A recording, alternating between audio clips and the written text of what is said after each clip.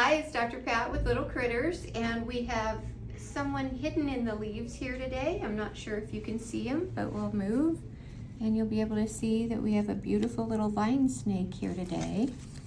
And vine snakes are really interesting little animals. So obviously we have the different head shape that's made to look like a leaf so we can hide in the foliage and blend in.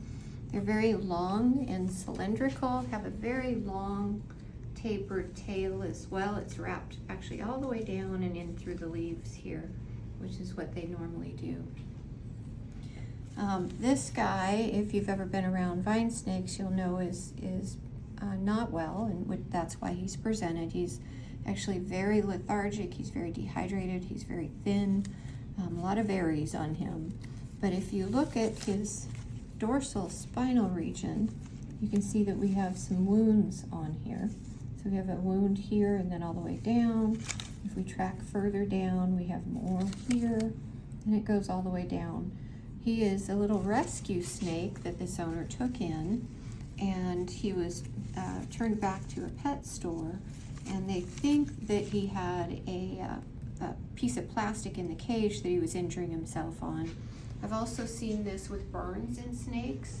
It's really common with snakes that if they can get next to the heat source, they'll get too close and you will see very severe burns. So always make sure they can't wrap around the heat source or get next to it. When you're using wire enclosures, I've seen these little tiny thin guys try to poke up through. They will escape and they'll often get wounds going through the wire, so you have to be very careful with them. So we're starting some basic diagnostics with this guy and a lot of supportive care.